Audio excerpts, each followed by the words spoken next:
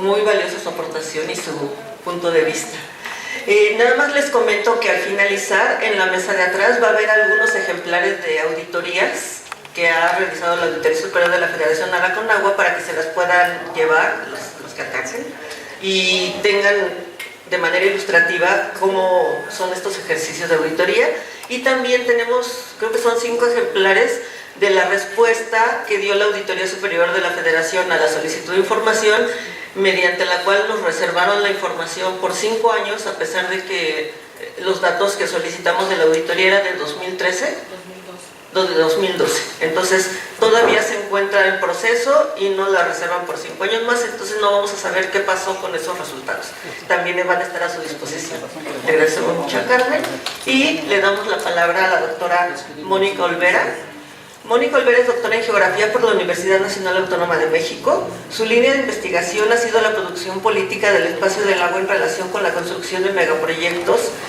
de presas, la historia política de la cuenca y los conflictos sociales por el agua. Actualmente es coordinadora del proyecto Promoviendo el Acceso Equitativo al Agua en México, en Oxfam, México, el cual enfatiza la problemática de desigualdad y captura política en el modelo de gestión actual. Muchas gracias, doctora. Buenos días a todos y a todas, gracias por estar aquí. Antes que nada, me gustaría agradecer a Control a tu Gobierno por la invitación, felicitar a Verónica Zamudio por esta investigación, pero también reconocer la idea y coordinación de la investigación de Maylis Sepúlveda, y también agradecerle que ya por más de un año en el ámbito de esta alianza entre Oxfam México y Controla tu Gobierno, pues nos ha venido educando en el tema de transparencia y rendición de cuentas, que creo que eso también habría que destacar de este documento. Si ustedes al leerlo se darán cuenta que prácticamente te lleva de la mano, puesto que pese a que es un tema de muchísima importancia, pues realmente entrarle al tema está un poco complicado. Entonces, este documento lo hace muy bien y podemos ir entendiendo y aprendiendo de qué se trata la transparencia y rendición de cuentas. Bueno, pues como ya me han presentado, soy Mónica Olvera y coordino el proyecto Promoviendo el Acceso Equitativo al Agua en Oxfam, México. Para quienes no conocen a la asociación, esta es una asociación civil que es parte de una confederación internacional cuyos proyectos están presentes en 94 países y buscan combatir las desigualdades sociales. En particular, el proyecto que coordino pues, tiene por objetivo contribuir a reducir la desigualdad en el acceso al agua en México y contrarrestar su principal causa, o lo que hemos identificado como su principal causa, que es la captura política del modelo de gestión del agua. En un momento explicaré esto. Habría que decir que en México, como ya han dado cuenta también las presentaciones previas, pues existen 9.9 millones de personas sin acceso al agua, pero son muchos millones más que no cuentan con agua de manera suficiente, salubre, aceptable y asequible para el uso personal y doméstico, tal como lo señala el derecho humano al agua saneamiento reconocido por nuestra Constitución, y que pues dichas personas siguen siendo invisibilizadas por el gobierno mexicano y que, como también han dado cuenta las compañeras, pues esto se debe a que no hay datos al respecto. Los comentarios en torno al documento los haré reflexionando sobre su utilidad para comprender la relación existente entre la desigualdad en el acceso al agua y la captura política, procurando mostrar cómo este ejercicio de transparencia en la información que ofrece el documento puede servir para evidenciar y desarticular dichos fenómenos, puesto que el objetivo no solamente es demostrar, sino cómo hacemos para combatir estas problemáticas. Bueno, por captura política entendemos el ejercicio de la influencia abusiva por parte de las élites en favor de sus intereses y en detrimento del interés general. sobre el ciclo de políticas públicas y los organismos del Estado con efectos potenciales en la desigualdad y en la democracia. La captura política, y de aquí la importancia del tema, tiene impactos directos en la manera en que la ciudadanía percibe a las instituciones y pone en duda la legitimidad del sistema democrático. Para que la captura en la gestión del agua se suscite, requiere de la opacidad del sistema político, donde ocurren las negociaciones entre las élites y los funcionarios públicos, aunadas a constantes adecuaciones de la misma política hídrica, que ya nos comentaban, les hacen la recomendación de que adecuen, ¿no?, que la ciudadanía, de tal manera que solo aquellos que cuentan con expertise necesaria pueden tener un margen de acción para posicionar ciertos temas en el debate público o bien obtener beneficios. En este contexto, uno de los aportes del documento es ser una brújula de la política hídrica nacional que nos permite identificar sus principales programas en un plano temporal, lo suficientemente amplio para brindar un diagnóstico de la misma, marcada por el manejo ineficiente y poco transparente de los recursos públicos. Dicha situación, en términos de captura política, ha sido un argumento socorrido para justificar la privatización de diversos bienes y servicios públicos. Por lo tanto, es importante prestar atención en este punto, sobre todo si tomamos en cuenta que las fortunas de las personas más ricas del país derivan en una parte significativa de sectores privatizados y concesionados. El texto aporta elementos para cuestionar el señalamiento de la falta de recursos como causante de la incapacidad para implementar más y mejores programas y proyectos que permitan eficientar los servicios que provee el Estado, argumento que ha sido recogido en las iniciativas gubernamentales presentadas para la reforma a la Ley de Aguas Nacionales, Corenfeld y Pichardo. Ya nos dimos cuenta, no es un asunto de que falte dinero, sino cómo se está usando ese dinero. El documento también resulta revelador al detectar varias irregularidades que permite ver cómo el presupuesto asignado a Conagua es ejercido de manera inadecuada, pues mucho de este se diluye en malos manejos, pagos excesivos, compras injustificadas, obras mal planeadas, entre muchos otros, incluso obras no construidas, ¿no? Operaciones que generalmente involucran al sector privado, lo que nos habla que más que una insuficiencia presupuestaria nos enfrentamos a problemas estructurales asociados a un debilitamiento sistemático y recurrente de las capacidades institucionales, transparencia, rendición de cuentas, profesionalización y capacidades técnicas, para favorecer a ciertos intereses, donde la fiscalización se convierte en pieza clave para contrarrestar la captura política y con ello abonar en el fortalecimiento democrático.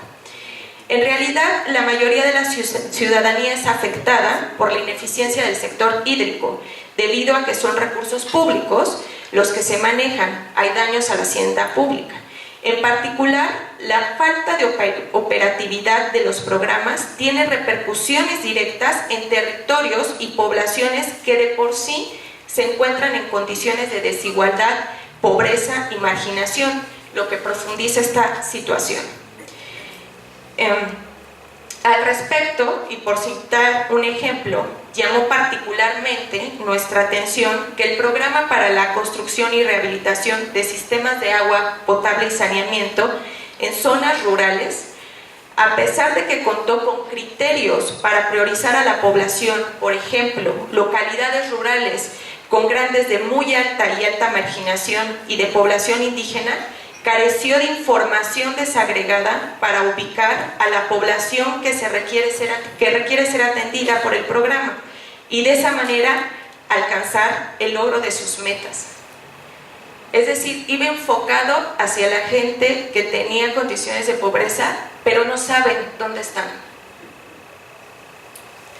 Consideramos que son varios los datos ofrecidos por este documento que podrían generar reflexiones en torno a las desigualdades profundizadas por el modelo de gestión del agua actual. Paradójicamente, el documento brinda datos de que no hay datos para una adecuada gestión del agua, puesto que la Conagua no genera información suficiente ni tampoco cuenta con mecanismos que garanticen la veracidad de las cifras que construye, como en el caso del mejoramiento e incremento de la prestación de los servicios de alcantarillado y saneamiento que reportaban durante el periodo 1990 y 2010, que todas creo que aquí hemos recuperado este dato, de cómo pasamos de un 89.4% a un 95.4% de cobertura, y que pues en realidad no tienen datos para sustentarlo. Así queda expuesto que la información se convierte en una herramienta de poder y control, puesto que con base en esta se determina la repartición de los recursos y con ello su distribución desigual. Al ser estos datos los que se utilizan para elaborar la política pública y que en general legitiman la toma de decisiones, por lo que bien vale la pena centrar la atención en el cómo se están construyendo estas cifras y tener claros qué es lo que se encuentra en juego, pues citando a Preciado y Álvarez, no hay reporte técnico sin objetivo político. Y aquí, saliéndome un poco de la lectura de esto, creo que ¿qué nos dice que haya obras inconclusas, que no funcionen, que no haya consecuencias, que haya obras pagadas pero no construidas, que haya arbitrariedad en la elección de a quién se le brinda el presupuesto? Pues que esto es parte del sistema de modelo de gestión actual. O sea, es reiterado, es sistemático. Así entonces, aproximarnos a la comprensión de la captura política es preguntarnos quién se beneficia del modelo de gestión del agua actual y quién no. ¿Y cómo la podemos contrarrestar? En este sentido, uno de los principales aportes de esta investigación, ante la desconfianza razonable de la ciudadanía hacia las instituciones públicas, puesto que todo esto da cuenta por qué no se confía en las instituciones, desde nuestro punto de vista, es que nos hace preguntarnos por los actores ante la Desde nuestro punto de vista es que también nos hace preguntarnos por aquellos actores gubernamentales que generan contrapesos a la captura política. En este caso, la Auditoría Superior de la Federación, quien con frecuencia no figura en los análisis de poder de los expertos. Tenemos que ver quién hace contrapesos al interior del propio gobierno. De aquí que el contexto que hoy comentamos sea relevante en el objetivo de combatir la captura política, pues no solo es un medio de denuncia sobre las irregularidades detectadas en la gestión de Conagua, sino que además puede servir como un instrumento para fortalecer capacidades institucionales y como una herramienta que permite acercar a la ciudadanía en general a los mecanismos de fiscalización con los que cuenta la Administración Pública Nacional, que si bien aún requieren de adecuaciones legales que les doten de dientes, es decir, de mayores facultades en la implementación de sanciones hacia las distintas dependencias, es una arena que no debemos desaprovechar. Es por eso que estos esfuerzos encaminados a transparentar las acciones gubernamentales son necesarios para el ejercicio de las libertades políticas, en donde el acceso a la información es esencial para garantizar una participación ciudadana más articulada que posibilite a los actores incidir en la toma de decisiones y fungir como contrapesos reales que impidan que la captura política se siga reproduciendo. Como reflexiones finales, podemos decir que la captura política se fortalece en espacios opacos, en donde la transparencia, la rendición de cuentas y la participación ciudadana son débiles, principios básicos de todo régimen democrático. Por lo tanto, estos principios son una apuesta política para el fortalecimiento de las instituciones, donde la ciudadanía es clave para llevar esta propuesta al extremo, y para ello el acceso a la información veraz y oportuna es fundamental. Además, muchos de los casos de obras de infraestructura que da cuenta el documento están relacionados a un conflicto social en un marco de violencia de derechos, en un país con el que nivel de conflictividad e inseguridad social como en el que vivimos, el acceso a la información también podría ayudar a tomar mejores decisiones públicas basadas en el interés real. Por lo mismo, si se quiere realmente de cambios, tendrá que incorporarse en la política hídrica, como ya lo señala claramente el documento, los enfoques de transversalidad de género, sustentabilidad, interculturalidad y derechos, puesto que esta es la ruta para contrarrestar la desigualdad en el país. Estos elementos hacen de este un texto obligado cuando lo que se quiere es comprender la maquinaria del modelo de gestión del agua en México, y es un documento particularmente necesario para la administración entrante, puesto que se le puede leer como un diagnóstico de la política hídrica de los últimos 16 años y de las acciones a implementar con miras a mejorar la gestión de los recursos públicos. Gracias. Que tenemos por delante. Hay mucho trabajo que hacer. Muchas gracias. Le vamos a dar la palabra a la maestra Natalie Seguín.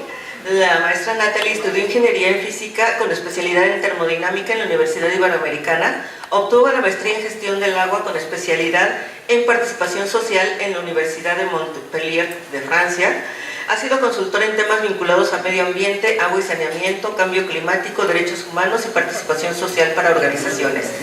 Desde 2006 dirige el capítulo de México para la Red de Acción por el Agua, FANMEX, por sus siglas en inglés. Ha llevado a cabo varios programas de fortalecimiento de capacidades para dar a conocer el derecho humano al agua y al saneamiento. Participó en la estrategia de incidencia a nivel internacional para el reconocimiento del derecho humano al agua y saneamiento en Naciones Unidas, así como la introducción del tema del agua en las negociaciones de cambio climático en el marco de las conferencias de desarrollo sustentable.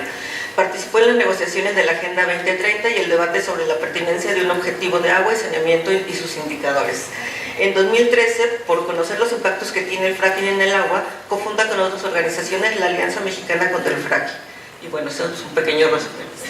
Muchas gracias. Le damos la palabra. Pues muy buenos días a todas y a todos.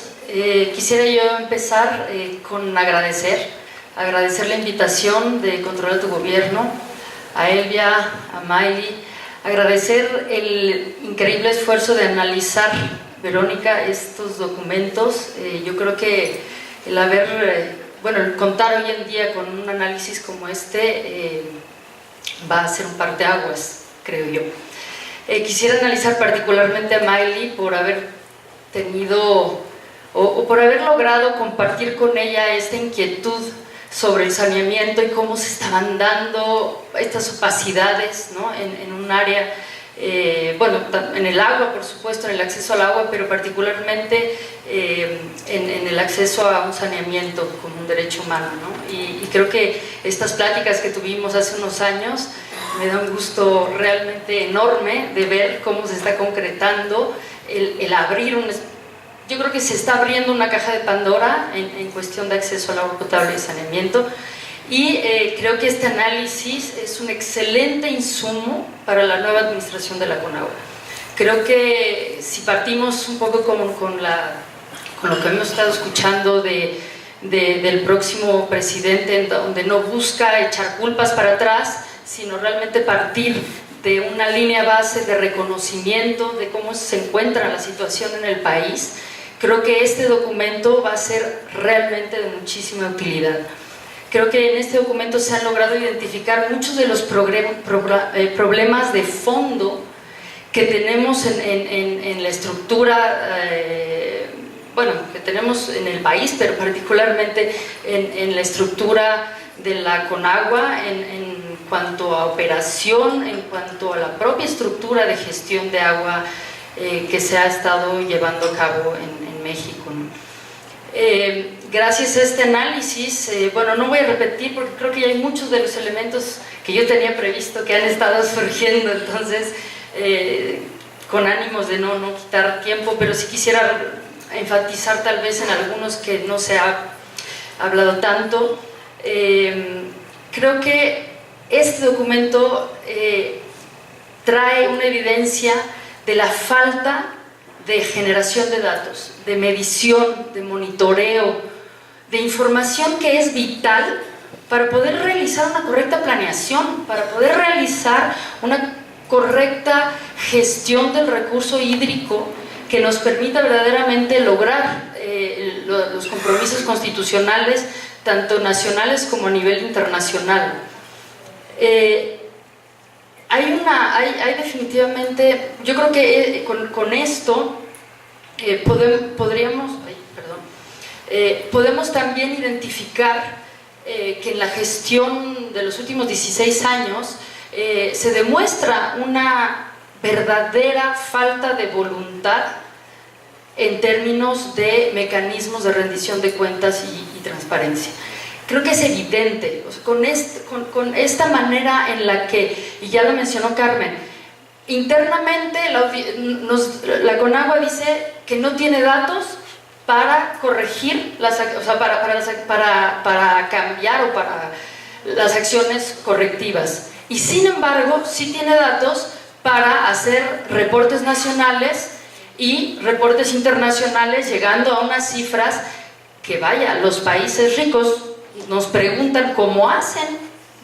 para tener este nivel, 92%, 94% de acceso al agua potable. Y estamos hablando de agua potable. Se mencionaron dos cifras en relación al acceso al agua potable y saneamiento. Se habla, ¿no?, de estos 9.9 millones de personas que no tienen acceso al agua. Si le ponemos el aspecto de calidad, esto se triplica o más todavía. Pero si hablamos, por ejemplo, de acceso a un saneamiento como un derecho humano, y esto es importante recalcar,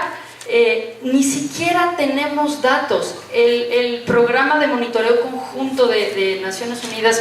que lo lleva la OMS y UNICEF, al estar revisando estas cifras de 90 y tantos % de acceso al agua potable, se dio a la tarea de cuestionar al gobierno y preguntar, bueno, ¿cómo y con qué datos pueden ustedes decir que el agua que proveen es de calidad? No pudieron contestar, y entonces la cifra que aparece en el último reporte de este programa es de 42.6% de acceso al agua potable. Entonces tenemos más de 60 millones de personas que no cuentan con un verdadero acceso al agua potable en los términos que el derecho humano lo especifica. Si eso pasa con el agua, se podrán imaginar lo que pasa con el acceso a un saneamiento básico como un derecho humano. Esta cifra no podemos ni siquiera decirla porque no hay de dónde agarrarse, pero debe de ser al menos más de 60 millones de personas, ¿no? Entonces, esto me regresa a algunas cifras que leí en el documento. Por ejemplo, en materia de saneamiento, 416 obras fueron acreditadas por Conagua, pero no establecieron metas. Estas obras se construyen sin tener metas, sin tener objetivos, y me parece que este es uno de los grandes elementos que a mí me llamaron la atención en este documento. Se está trabajando sin objetivos, sin metas en los programas y los proyectos de la Conagua. Y esto nos revela que hay una urgencia de cambiar la estructura de la Conagua y de hacer un énfasis en la planeación, en el monitoreo y en una evaluación interna, porque hoy en día la Conagua internamente no hace ningún tipo de evaluación de sus propios proyectos. Lo han dicho, ni siquiera saben si se terminó la construcción, ni siquiera van y checan si está funcionando esa planta de tratamiento. En México tenemos, diría yo, un panteón de plantas de tratamiento en todo el país que no están funcionando, o no están funcionando por falta de presupuestos para operación y mantenimiento, pero existe un programa para eso también, y este programa no está tampoco respondiendo. Entonces, tenemos ahora sí que este cementerio de plantas de tratamiento que me parece que esta nueva administración tendrá que revisar, hacer un inventario, gracias, un inventario de todas estas plantas que tendrían que estar funcionando para verdaderamente estar tratando las aguas residuales que se están generando y poder poco a poco ir recuperando nuestros ríos. En fin, este documento me parece que realmente está indicando guías para trabajar, y otra de ellas que me parece también importante recalcar es que la Auditoría Superior de la Federación hace la evaluación, digamos, o la auditoría de un X porcentaje, que me parece que es como un 20% de los proyectos y programas que puede tener Conagua, pero el otro 80% le toca al órgano interno de control. Y en ese sentido, el órgano interno de control de la Conagua claramente no está haciendo su trabajo. Y es urgente que esta nueva administración revise el trabajo que el órgano interno de control está realizando, o más bien, qué se va a tener que cambiar para que verdaderamente este órgano interno de control, ahora estoy diciendo la Conagua, pero en realidad el órgano interno de control es creo que es responsabilidad de la Secretaría de la Función Pública. Entonces, en ese sentido, la Secretaría de la Función Pública tendrá que revisar minuciosamente este documento para también poder ofrecer cambios en la estructura, posiblemente cambiar las personas, los auditores de este órgano interno de control que no han estado respondiendo con su mandato. ¿Qué otra cosa? Bueno, definitivamente creo que el aspecto de información, y lo voy a decir y volver a decir, es crucial. Conagua tiene la obligación y necesidad interna de generar información confiable, verídica, al menos para ellos mismos. Al menos para ellos mismos, porque bueno, una cosa es que ya pueda salir esta información, pero al menos que haya esta información interna para que pueda haber una correcta planeación de la gestión del agua en el país. Entonces, bueno, y posiblemente una última recomendación, y eso ya lo mencionó Carmen, muy posiblemente viene desde una visión un poco más internacional, la urgencia de contar con un ente regulador autónomo en este país para el agua. Hoy en día no hay, y esto es algo que se recomienda y se aplica en una gran parte de los países. Se debe de tener un órgano que esté regulando, que esté fiscalizando externamente y de manera independiente la función de todo el logro y los resultados de los programas y de los proyectos que una Comisión Nacional del Agua podría estar llevando a cabo. Y sí me gustaría recalcar, esto posiblemente pues solamente se va a poder tener en el momento en que se emita una nueva Ley General de Aguas, pero bueno, antes de llegar a ello se pueden hacer cosas, y eso es muy importante, entender que no necesitamos esperar a tener la Ley General de Aguas, que espero se logre en esta administración, para poder verdaderamente hacer cambios importantes y necesarios para que se logre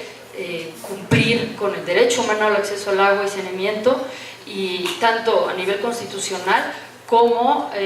los acuerdos internacionales que México ha firmado en la materia. A ver si hay algo que